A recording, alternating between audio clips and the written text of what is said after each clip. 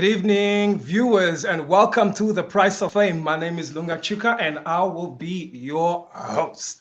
All right, so The Price of Fame is a podcast which focuses on the real stories about the journey to success, from the moment of realizations of one's purpose or one's gift. And in these conversations, we aim to share the light on the hardships, the sacrifice, and the mindsets our guests have to overcome to achieve their current position in their career. And these are their stories. All right, ladies and gentlemen, so tonight's guest has made a name for herself in the film and TV industry. You might recognize her from hit TV shows like 90 Plain Street, Saint Oosters, Saunders, Fluiters, Spoorloos, Binnenlanders, and that's just to name a few. And probably some of you might actually recognize her from her latest work in the movie called Skimmer Dance, which is actually on Showmax. So you guys need to go check it out and support local. Ladies and gents, without further ado, please welcome to the screen the very talented and beautiful Kim Syster.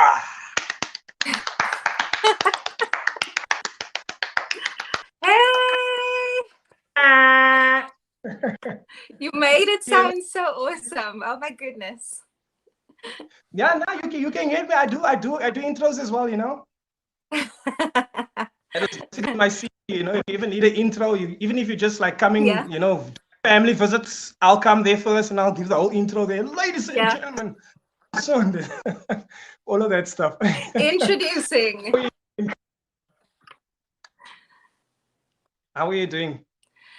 I'm doing good. Like I'm good, you know, just chilling and taking things slowly as I just had an operation like about a week ago. So I'm basically just recovering at home and taking things slow. I have people taking care of me, my husband and my brother. They are so amazing. So that's why I've got my background. You can see my headboard here at the back. So I'm chilling in bed. Like, so when you're done with the interview, you can just throw back. Exactly. I can just switch off when I'm done. Then I can just go back to sleep and relax. That's so nice, man. Really nice. It's really nice to see you. And like you said, you just had an operation, but here you are, you know, you showed up and you're ready to do this thing. So thank you so much for availing yourself tonight to be part of the show. Yeah, really looking forward to speaking to you. What people don't know, myself and Kim actually go way, way back. Kim was actually my matric ball partner. And I was in what, 06? Yes. Oh, yeah. And now look, yes, that was a 6 because that was. Sorry? And you know, I know you through your sister because we studied together at City Varsity. We studied drama together, and that's how I met you. And I went with you to your matric ball, which was so much fun. I had such a blast that night. Yeah. No, that's so cool. And look at where we are now. A couple of years later, I'm interviewing you now, and you're just Miss Famous on TV and on movies and everything. That's so awesome. Full circle, full circle. Look at us. Yeah.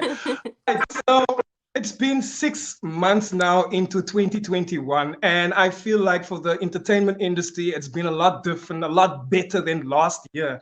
So can you please tell me, in your experience, how has 2021 been for you so far? 2021 has it's been very strange actually. I mean, I did Decentrum in Skemertijns the end of last year, so and the beginning of this year I also did Decentrum. So I've just been chilling and basking in my hard work of last year. I think this year for me, I'm just trying to take as much stock as possible, like, you know, appreciating what's around me and also focusing more on my family and taking some time off, you know.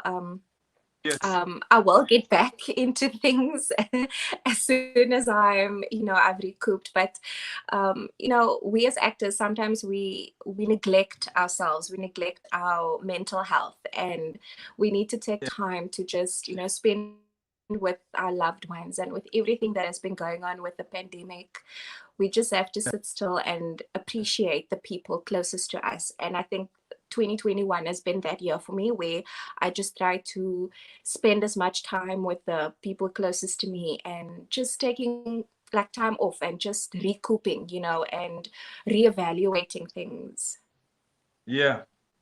Kim, just a quick question with regards to acting now. Just popped up with this whole thing. Like you're saying, getting, you need to take time out and all of that stuff. I was actually thinking about method acting, when you need to take time to get into the character. That's like heavy, eh? Like, was there any character that you actually felt like, yo, this is a really challenge for me. I've never really played this kind of personality before or whatever, and you really needed to like teach yourself to become someone? Can you explain the process of method acting, or like your process that you actually do to get into your character? I'm sometimes very scared of method acting just because of the fact that you take parts of your character with you. Like once it's finished, and then parts of those characters still stays with you. But I also think that with every job that I've done, a piece of it always stays with me. I mean, you can't leave from a project and not feel like, you've absorbed so much, and not just your character, but, everyone's personalities, just the energy around that you have on set, making friends and stuff like that. But to answer your question, I must say that with Dance, I was so excited for that part, Chanel Adonis, just because I felt like, she's a dancer, but at the same time, she's a mother, and she's sacrificing so much for her daughter to give her daughter a better future. And certain things, characteristics of Chanel, I had to adopt. And, I really took my time with, like, even learning how to do Latin American dancing, because that is what she does, and I am a professional dancer, although I haven't danced in a long time. Latin and ballroom is like a completely different genre, and so I had to actually go for lessons. And I was so lucky that my sister-in-law, like, she is an amazing dancer, and she's done competitions, and I did a few classes with her actually, where she was teaching me, the basics of Latin, and I had so much fun. So that was part of the process. And then also, I don't know if you've seen it, and my character smokes in Okay. yeah, my character smokes in Skemertuin, so I had to learn how to smoke properly because I'm a non-smoker. So I had to be exactly be part of the smokers club. And I must say, I'm not gonna lie, I actually enjoyed it so much, going out and having those types of conversations with smokers when they go out. You make amazing conversations with smokers. These random conversations pop up. I absolutely love it. You become friends with strangers because you're asking for a light, and then conversation just starts from that. So I think a part of that stayed with me. Yeah. So for a few months after I finished Dance, I was still smoking. No, So Kim. so with that part, the method acting went a little bit too far, Yeah, but you're still in character. yes, but I don't regret it one bit, because I met so many amazing people, and it was a fun thing to do actually for Yeah. that period of time. And yeah, you just it's a different world. And also learning how to smoke. I cringed watching myself smoke on screen because my brother and my husband were like, "You look so silly, like with a cigarette," because it's just because I don't smoke. So That's funny. And that's so yeah, interesting. No, that's so interesting because actually it brings me to a question that I actually asked Maurice once where we were talking, and we were talking about boundaries. What character, how far would you go, in terms of this is a script now. Like smoking was new to you, but you're like, you know what, it's something I'll try. Where do yeah, you draw the line actually where you're like, no, sorry, this is go against who I am or whatever. I mean, because actors, you are supposed to be most like versatile, you're supposed to be able to jump into any role, play any kind of thing, right? Because it's not you're just acting, you're playing a role, right? But some roles, yes, actually disturb you where you like, I actually feel very uncomfortable with playing this role. Like I told Maurice, I would never play a rapist or someone physically killing someone like that. I could never do that, even if it's pretend or whatever, like I can't. just too much for me, Yeah, to getting like in the shoot. mindset also. Exactly, so I can't get into that and look convincing and all of that stuff. No, it's very difficult for me. So I'll decline that. And I could play a gay guy, but like a single gay guy. Single gay guy. Yeah. But for you, Kim, where do you draw the line in terms of in your career, in your professional career? What would you be like, when it comes to this?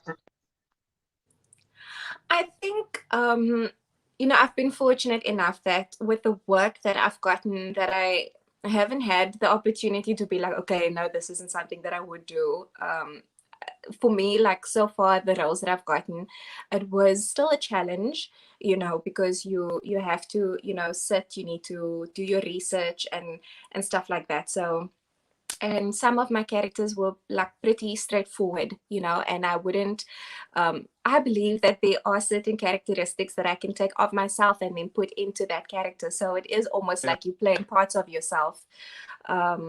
So I think with met Decentrum, my character is a little bit of a biatch. Can I say that?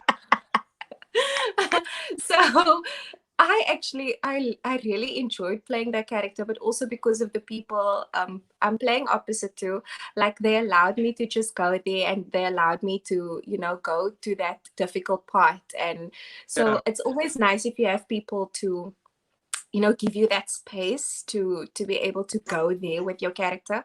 But so far, I think maybe with nudity, nudity would probably be a thing. I think there's parts of it that I would draw a line. Also because I have to also consider my husband, because people's always like, you're an actor, you have to do it. No, I don't have to do it. I do have my boundaries, and also I also have to speak to my husband, like what is he comfortable with?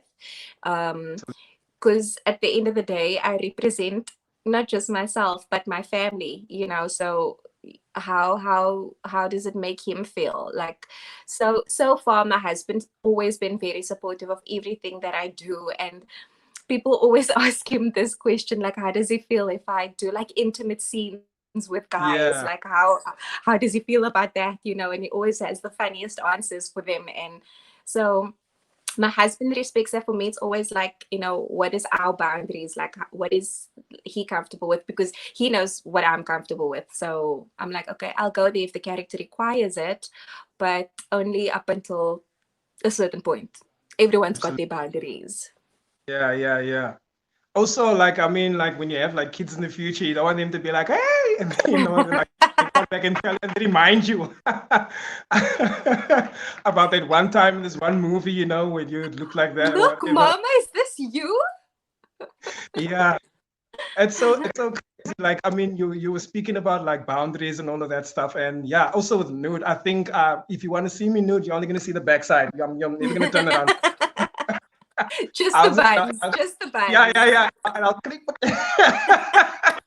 But also, yes, speaking about intimacy, I remember going for casting once upon a time, and it was like a group casting. So like it's a bunch of people, and they put us at the table and they said, okay, you're gonna be this one's person, this one's girlfriend, this one's boyfriend.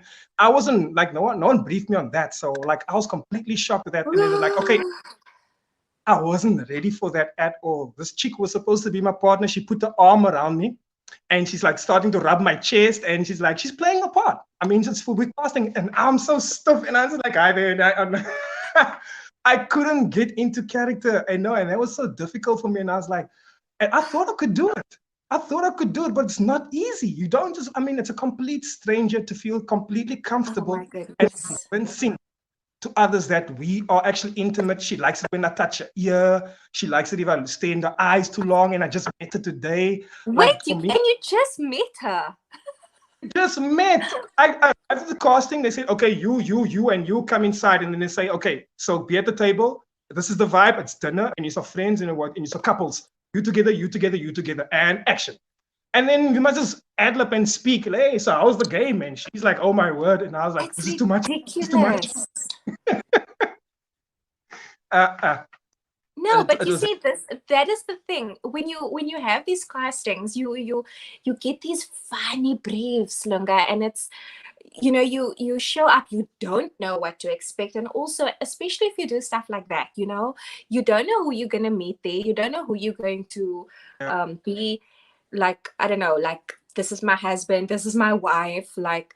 So I remember actually doing a casting for this takeaway brand, and they asked me to, so part of the brief actually, so I knew actually that I was going to do that going there, but at the same yeah, time you feel like, okay, let's just see how it pans out when you get there. So I get there, and part of the brief was like, you're gonna have to kiss someone.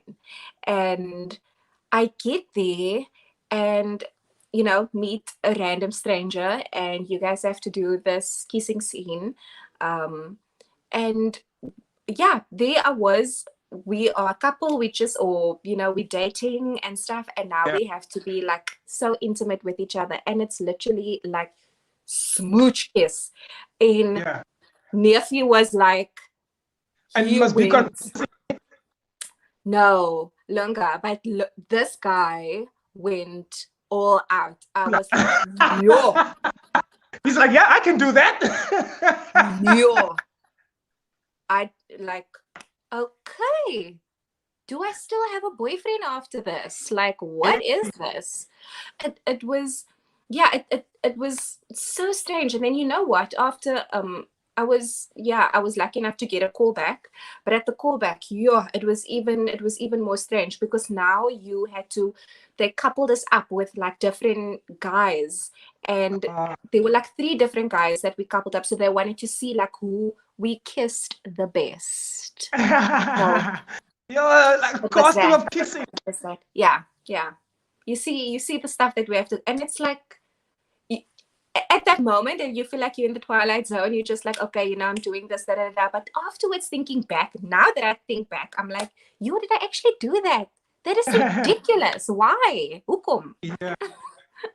Like what I do now these days, if I know that I'm gonna be paired up with someone or whatever, just before like they've briefed us and they told us this is the vibe, whatever. So what I did in my last casting, I would ask the chick, I'd be like, listen, is it okay if I put my arm around your shoulder or whatever, and I touch your hand, and I might to your eyes, I might kiss your hand even.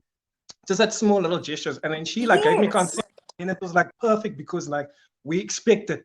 So it's not like you being strange, like, oh, what's he doing now? What's he doing now? Oh, hi there. So it's Yeah. not so strange like that, But like, Exactly. how do you prepare yourself for kissing so many guys, And it's like, listen, yeah, just take it easy, not too much tongue or whatever. Yes. That was weird. Weird. And you don't get, like, not everyone is gentlemanly enough to ask those type of questions and stuff, so they would ask you to do an intimate dance.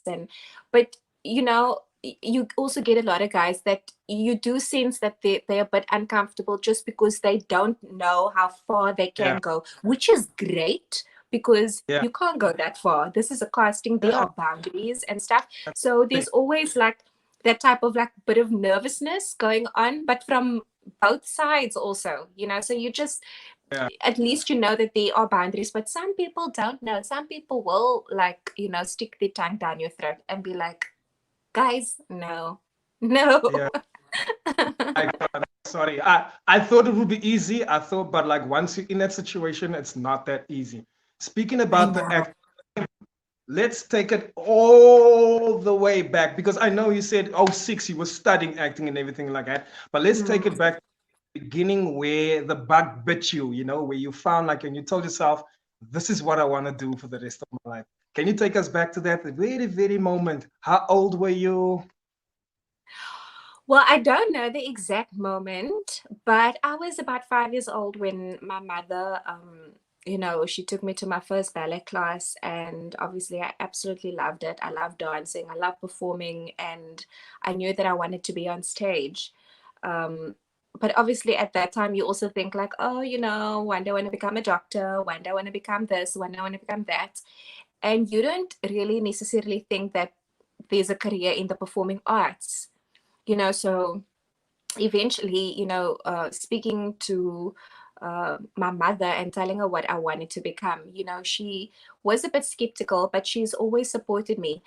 Um, I actually remember watching all these action movies, you know, action movies of Jean-Claude Van Damme and Arnold Yeah. Schwarzenegger and Dolph Lundgren and, you know, Chuck Norris, and just being like, we're the females. Like, I want to see more women doing this, and I want to be one of those females doing it. And when Angelina Jolie did Tomb Raider, I was like, yes, queen, this is what I want to do. This is it.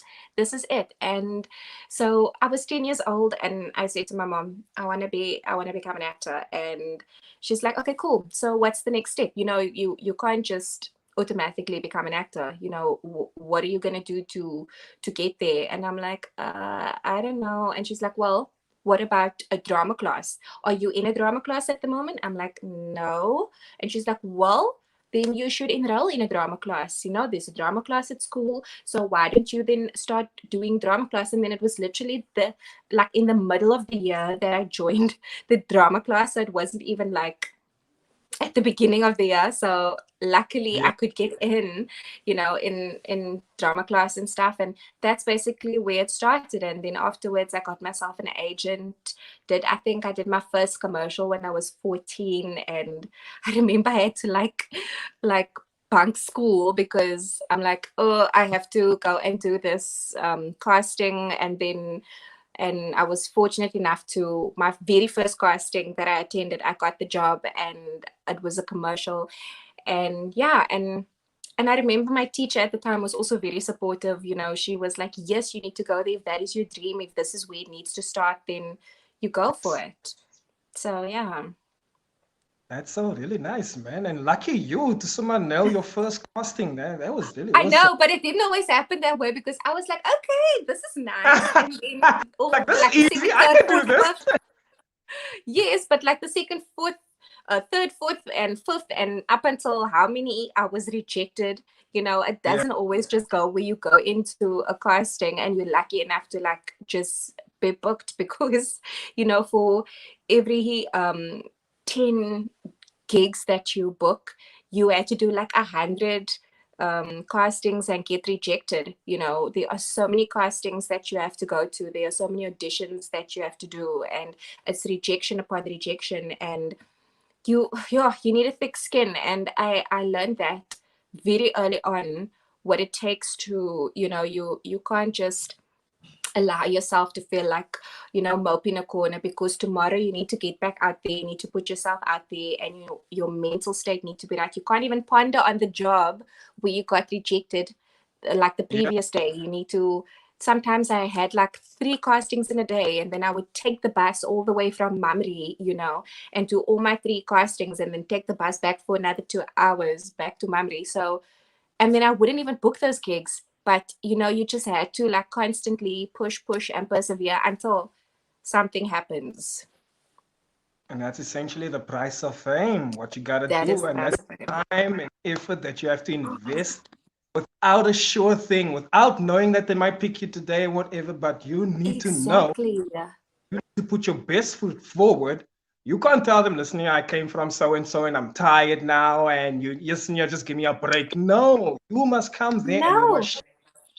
And that's the thing, like with exactly. casting, yeah, like with these things, you can't cast first and then be like, okay, now I'm gonna get ready for the job. You must be ready for the job when you go cast already. But with the Exactly. casting, you must be ready for the job. You must be fit. You must be mentally prepared to take the job. You can't be like, when they book me, then I'll get ready, then I'll go to the gym. No, Oh eh? no, no, you come with your big bag of like costumes and stuff, you know, that you have to you know, change in, because maybe you are casting to be a woman that is getting married, and then you just quickly have to change into that. And then the next thing is like, we have a party at the beach, and then you need to put on your bathing costume, you know, all these types of things. And it is what you say, you know, you need to be ready, you need to be fit. It's not Yeah, just about like showing up. yeah, After I studied drama, I didn't just, it couldn't just stop there, you know. I had to constantly go for more courses, you know. I had to do courses in doing commercials, you know. And I'm like, okay, but what is the point? Because I studied drama. No, when you get there, you realize, oh my gosh, there's something new for me to learn again. And then stuff for your voice, voice training. I had to do like dance classes on the side, because even like before I broke into the South African industry, I was doing dancing and doing corporate gigs. So dance lessons the whole time. So it was going from A to B to C constantly, and then you go to your casting with all this knowledge that you have, and still you get rejected. Oh, So it's it's all that hard work, and then you're like, why am I here again? look, rejection can be really a crusher, eh? And like I've done castings where we have done the callback and they liked me, and then I went to the fitting and then they're like, and everything. And yeah, I'm thinking I must just get my You calls, my got calls, booked. my nothing, absolutely nothing.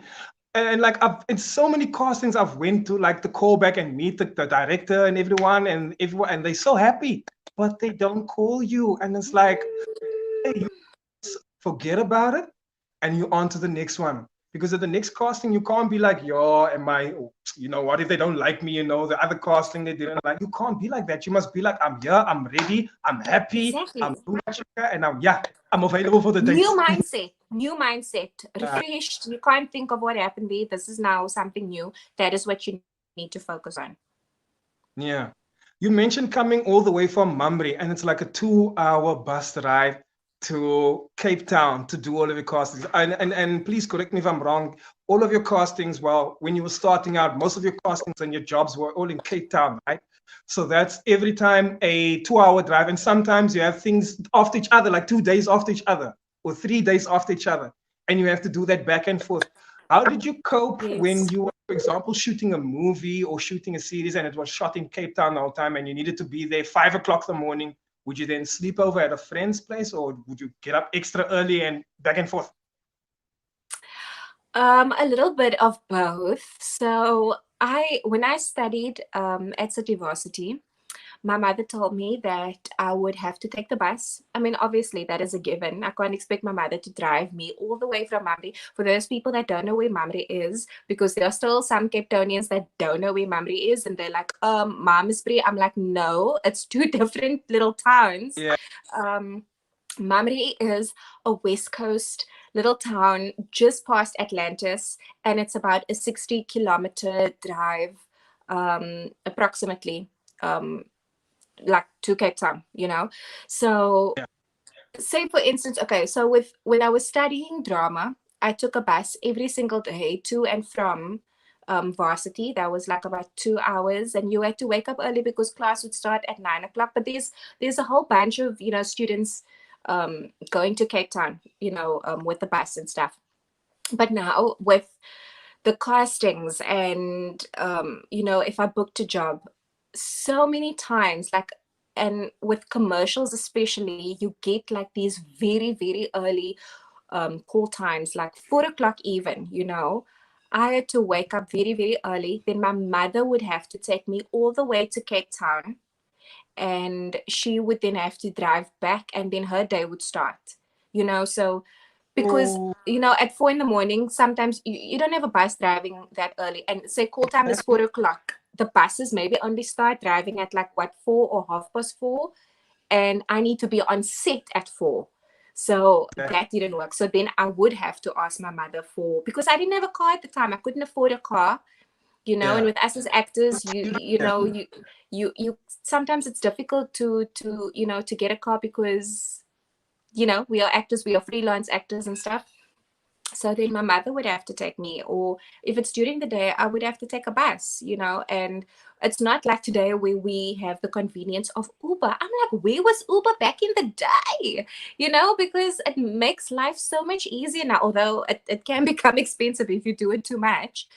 Yeah, yeah, But I'm so grateful now. Now I can transport myself where I need to be. But back then, and I didn't actually think about it, because it was such it was part of who I was. It was second nature to just get in a bus and to then go in. Sometimes I would finish late, then my mother would have to come and pick me up again, you know. So that was the vibe. That is what I had to do. Sometimes I would sleep over um, at a friend's place, depending on how late I would finish. But then the friend would have to stay in town, and that is also not easy because you don't want to be in somebody else's space. You know, you don't want to.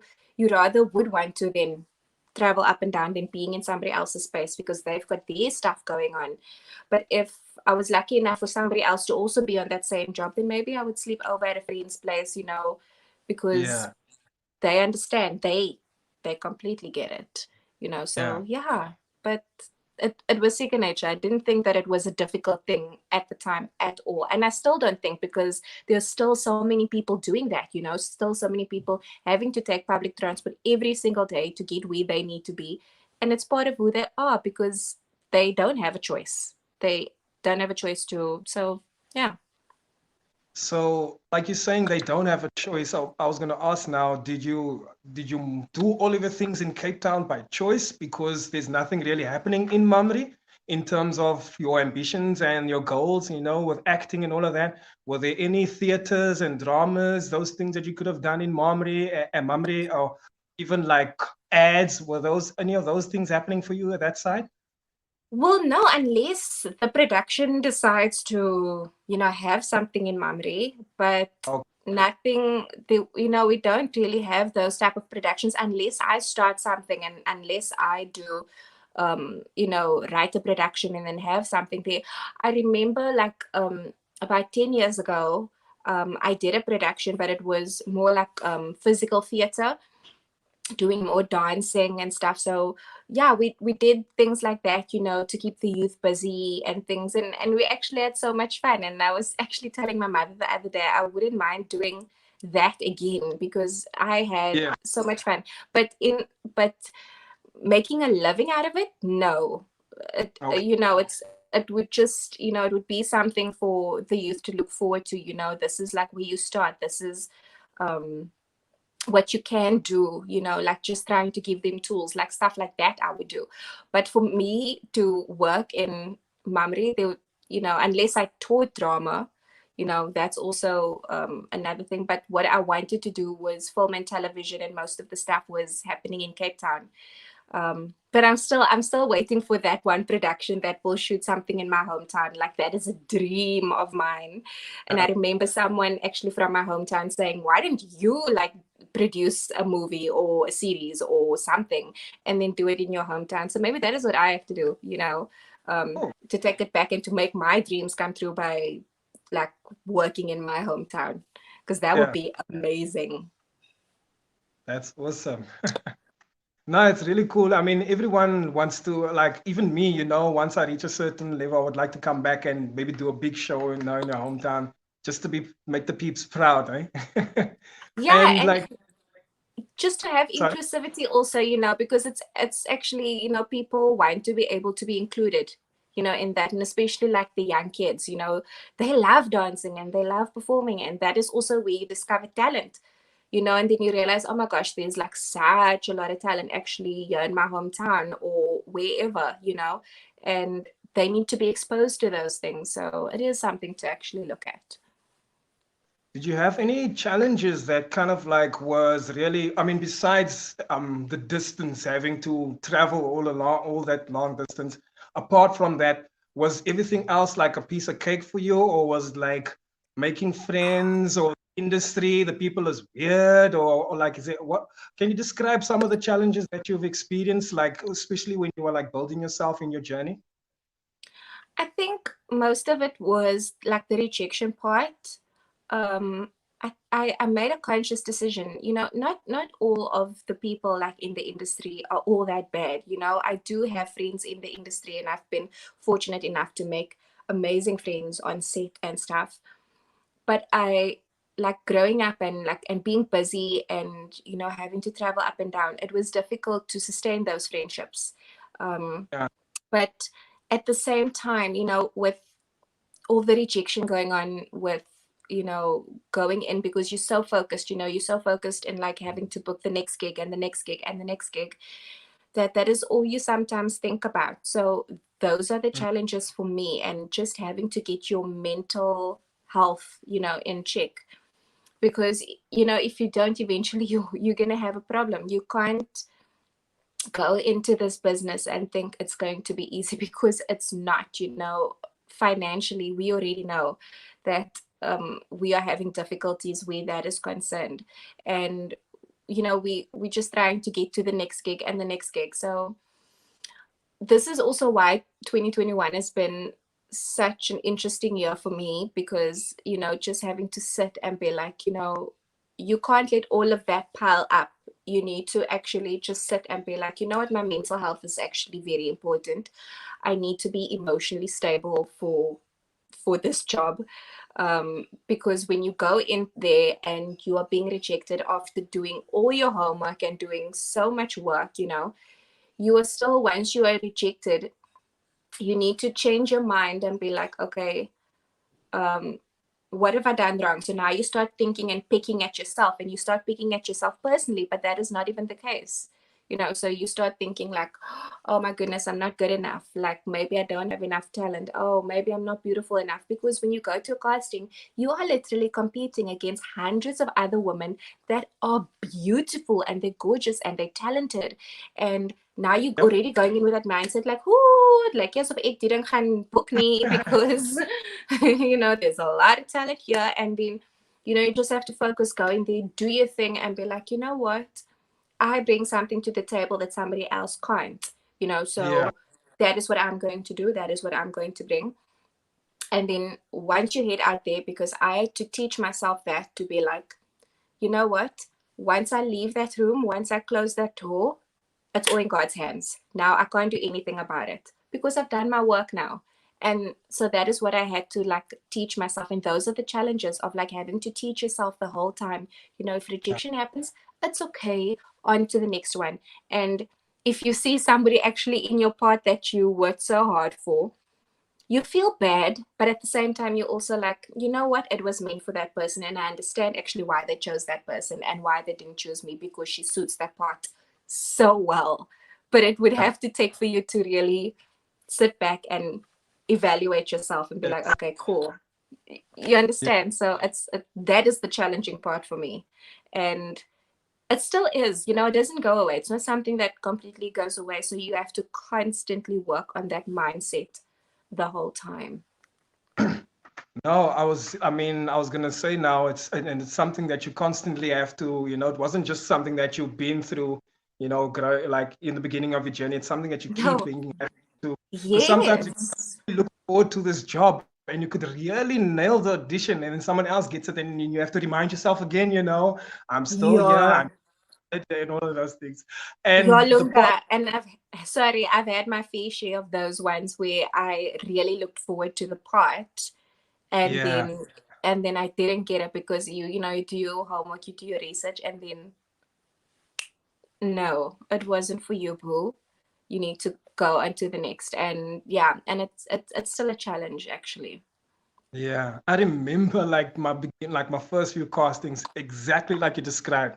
Walk into a room and you see like, okay, tall black guy, whatever, looking friendly and all that stuff. You're like, yeah, that's me. You walk inside there, you see so many tall, looking friendly, sexy guys. Some of them were in other ads already that you've seen on TV. And I'm like, Actually, I'm an amateur here, and I want to go home. I don't even want to yes. cast. I want to go home. I And now can when really, when you've taken a 2-hour bus drive, you can't go home. You're like, I'm stuck here now. well, just do And it. you have to wait in line. You have to wait in line, like you number like 300 and something. And they're Yeah, already seeing all these gorgeous people. And then you're like, okay, I'm still, I'm still, yeah, I'm waiting. I'm waiting. You can't go anywhere. So you just have to push through. yeah. And apart from that challenges, Kim, was there ever a time in your career where you felt like you actually needed to take a break, from being Kim Syster for everyone and from everything, and I just need to be here right now where where I'm at right now, and whoever's around me, this is where I need to be right now. I just need to cut off every single thing. Did you ever have that kind of heavy challenge in your career, and how did you build yourself out again out of that? I think I'm in that space at this particular moment in time where I have cut myself off, and I've asked for a break. Um, I think it's like a rat race. So you're constantly going to the next one, to the next one. Mm. And I remember after coming back from Binnenlanders, and it was particularly difficult for me because, I mean, during that time, it was also when I was pregnant and I came back and I just lost my baby, and now I'm not at my job anymore. But that was my decision, that was my decision because I said to them, I'm in Johannesburg, my family is this side, I um, if I'm gonna have a baby now, I can't be in Johannesburg. I have to be where my husband is, and that is in Cape Town. And because I knew that I wasn't going to work while I was pregnant. So for me, once when we lost the baby, I came back, and then it was like a double blow for me but it was my decision still, to leave Binnenlander. So now I'm at home. My agent gave me off like for a month or two, and then I went back into it, back into doing the castings, and then it was, back from, starting from the beginning again, going to castings, going to audition. This doesn't mean because I was in Binnenlanders, because it's one of the top daily dramas in South Africa, that I'm just going to walk into the next one just like, oh, yes, Kim Syster, Yeah. she was just in. But no, that's not how it works in our industry. You have to start from scratch again. Now you have to go to auditions and stuff. And that for me was like, oh wow, okay, cool. This is actually very humbling. But I appreciated that lesson for myself. And then the pandemic hit, and it was quiet. It was just, so many jobs got canceled because of COVID, people, and especially international stuff, and the industry trying to navigate around what is happening, because this is also new for everyone, in every industry, and we have to just adjust to it. So not just in our household, we have to adjust in our jobs also. And we started doing so many self tapes from home. That was crazy, doing like, I was sent so many briefs that I had to do from home. Got myself a ring light, started doing this, and it became fun. It was nice, and then eventually I did Skemertines and I did Decentrum, which I was very, very blessed to have gotten. But then after that, and I know that like for some reason you would think that, oh, but you had a break. But no, I was constantly doing auditions. When you're doing auditions, when you're doing castings, that is work. That still is work, because you're putting yourself out there and you're working. And just after doing the same time, I was like, I need to take a break. All of us are going through a lot of stuff, and all of us need to adjust ourselves to this new way of living, this new way of life. And it is so sad, because people are losing loved ones, and you just have to sit back and be like, what is important? What do I need to do to show more appreciation to the people that is closest to me, and also for my own mental health, because you're constantly just going into this rat race, and people don't realize like what that does to you. So you just like, okay, I need to sit still. I need to be still. I need to be still with God. I need to start listening and hearing. And I think last year with the pandemic, I felt the world was quiet, and Mm. you could hear God speak more, because everything was just quiet. And that was also when I decided, it's time to look after me, because Yeah. if you don't look after yourself, you can't look after others. Yes. Mm. And I think a lot of us are actually like workaholics. We like really like we forget to actually take some time out. So the pandemic Yes. actually was good for some people to be like, whoa, it's just for us to actually wake up and look at our loved ones and look at ourselves and our condition and be like, Yes. damn, I'm running on empty this whole time. I didn't even know that I've been running on empty this whole time. That's why I've been snapping, or that's why I've been having this bad Yes. or having this nervous breakdowns, because I'm actually running on empty. I need to fill what's inside as well. So wow, that is very, very powerful. And I salute you for all that. And I'm really sorry to hear Thank about you you. losing things. and also thank you, Lunga. the whole time in that whole like losing the job also and having to start over, which is weird. I thought because like you built yourself up, can't you just be like, hello, here's my CV, you have to like come back again, and build up. That's a very, very interesting thing. You could be like very comfortable and then you start over again. Yes, So you always have to be on it.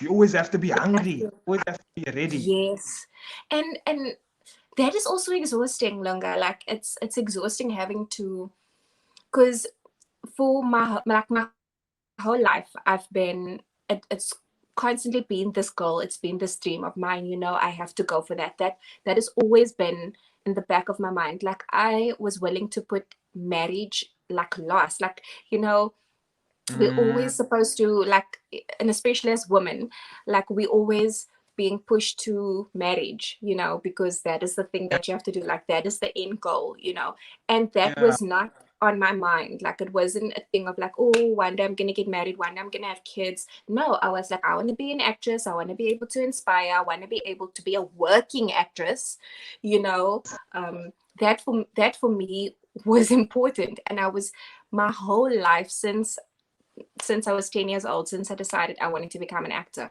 that was my yeah, mindset the whole time. And the fact that I got married is a huge bonus for me, and that I have such an amazing husband who supports me in everything that I do. That for me is important. And I'm grateful that also I'm fortunate that even my family, supports me. And this is the thing with, taking stock. We forget to just breathe, yeah, and because of the rat race being so crazy, you forget that you should just, and it's okay to just be still. It's okay to do absolutely nothing, I always go back to the fact that God created, you know, this world in 7 days. But the seventh day, like he created it, I say it in 7 days because the seventh day he had to rest. He created it like for 6 days. He was busy working, and on the seventh day he had to rest. Even God needed to rest. So yeah. you're busy, busy, busy, busy, busy. When are you gonna find the time to just be still and be like, okay, I need to just take stock. I need to concentrate on this, because that is what we need to focus on. We need to focus on our mental health. We really do. Absolutely. And yeah, that's absolutely because it plays a huge role in who we are and how we carry ourselves and how we go day to day doing what we're doing. You have to be like mentally aligned with everything. Otherwise, you're not Oh, present and you yes. don't know what you're saying, you don't know what you're doing, you don't know where you're placing yourself, you don't know what connections you're making, and you don't know what you're receiving Yes. as. And Yes. so we are, Kim, it's been a blessing speaking to you, but we are running out of time. But I still have two questions. Questions. Two Okay. things squeeze it quickly. Just for other actors, aspiring actors who are working on their craft right now, stepping into the acting, can you please tell us where has your acting taken you? I mean, I know I think you were in Seychelles once upon a time, and can you describe some of the amazing places or the experiences? I mean, being put in a hotel or being here and there or meeting some celebrities. Could you just describe the amazing parts about the acting just to inspire those who are coming into the industry right now for acting? Can you tell us a little bit about your journey? Yeah, acting isn't all that bad. Make it sound so depressing. But thank you for this question, We'll be actually, real. Lunga. Say again? I say we were being real about the things that they don't see. So we were just covering Exactly. that stuff. So let's Yes. paint the picture nicely for them with the fireworks now. Yeah, it's not all that bad, because I have met some amazing people, and I've made incredible friends, people that I call my friends, because, friendship is important to me. And, you have your acquaintances, then you have your friends. So, yeah, I made amazing connections with people. And also, um, I've traveled to Joburg. I've traveled to Joburg for acting.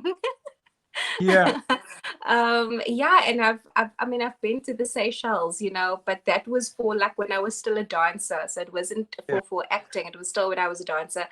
um and yeah, you know what, I remember my very first movie that I did called Death Race 3 Inferno. It was a Universal Studios movie.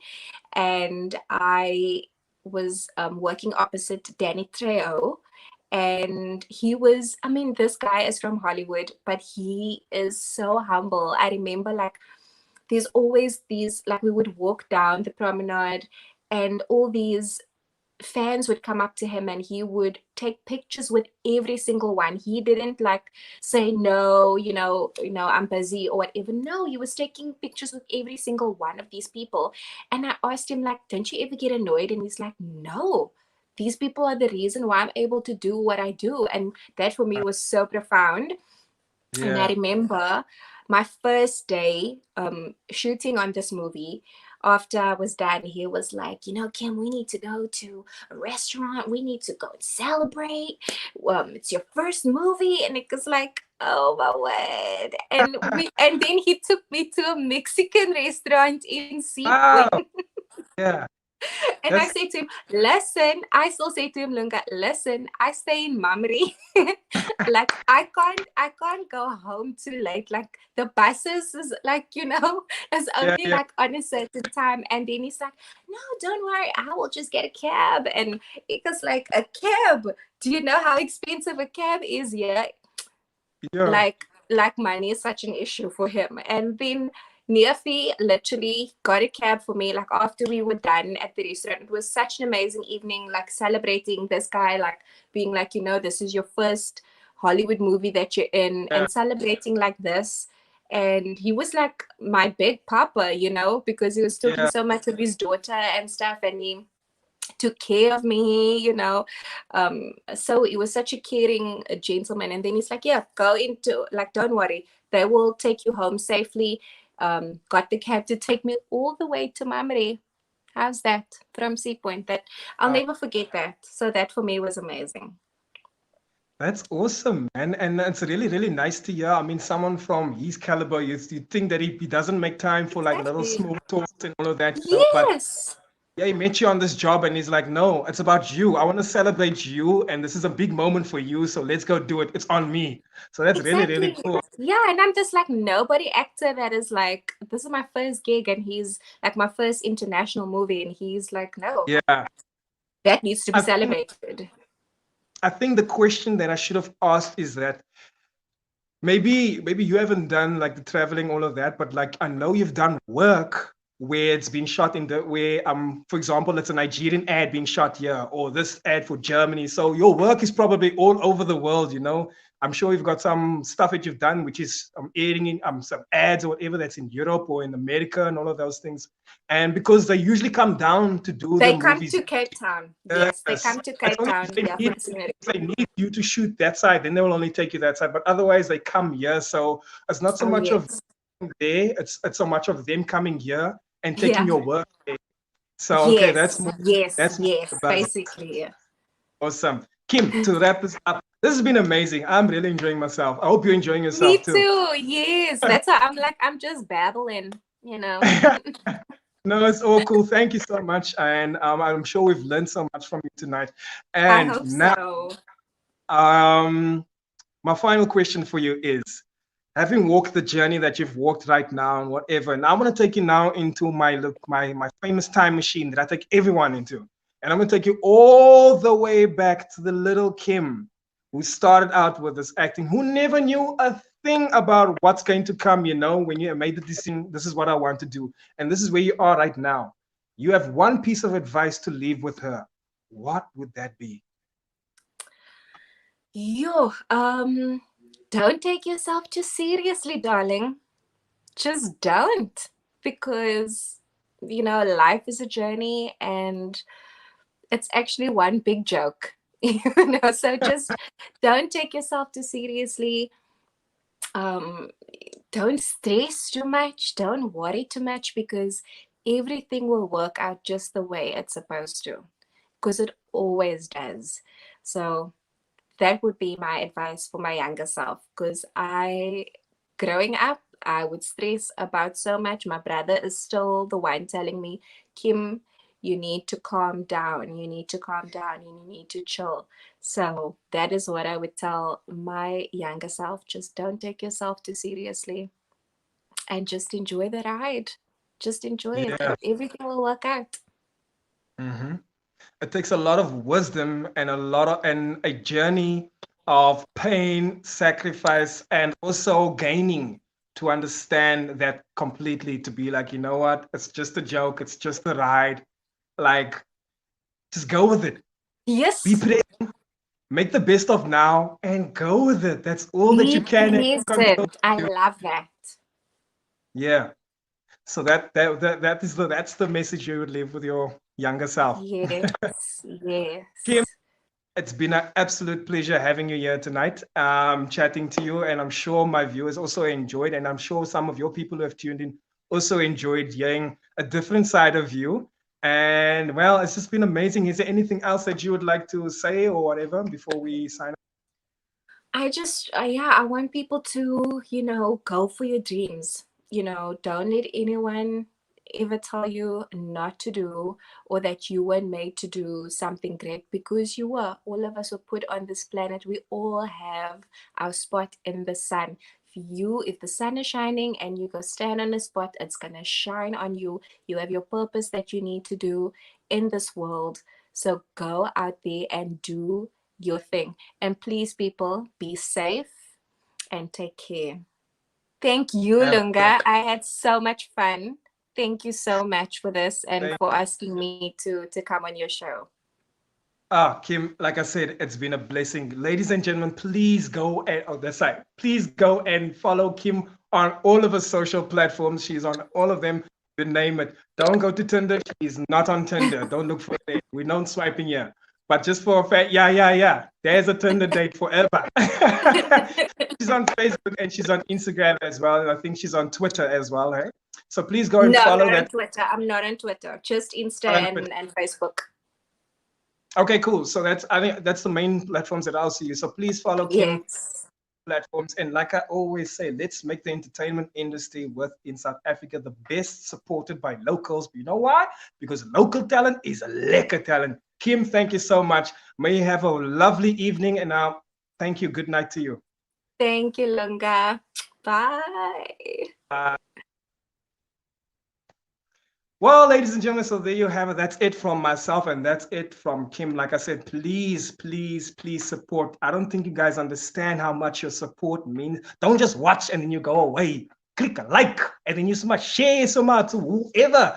And then you go and like and subscribe. And then you watch it again.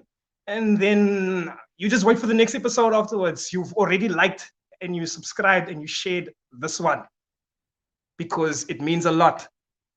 And it helps us. Anyways, thank you very much, ladies and gentlemen. My name is Lunga Tshuka. I've been your host. This is The Price of Fame.